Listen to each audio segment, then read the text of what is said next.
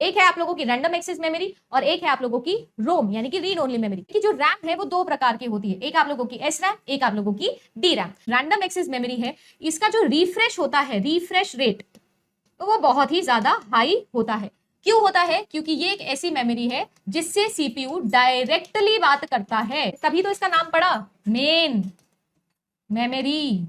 याद रखेंगे जो आप लोगों की मेन मेमोरी कंडक्टर से बनी हुई है वो कैसी है? डायनेमिक इन नेचर होती है।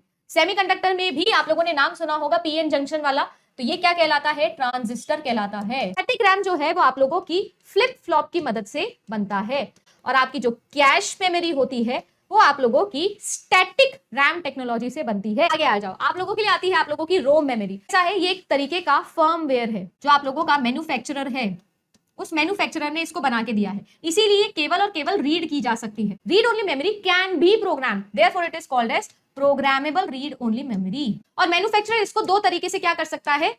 दोबारा से राइट कर सकता है। और राइट करेगा कोई चीज तो पहले से जो लिखा हुआ है उसको इरेज करना पड़ेगा, इरेजेबल। तो ये आप लोगों के लिए दो तरीके से इरेज हो सकती है, या तो एक सिंपल तरीके से इरेज कर दो तो erasable programmable read only memory, या फिर आप इसको क्या करो मैम, आप इसको इलेक्ट्रिकली इरेज कर दो। अब इलेक्ट्रिकली इरेजेबल होगा तो डेफिनेटली कोई ना कोई इलेक्ट्रिक चार्ज आपने इसको दिया होगा ताकि ये रिमूव करेगा।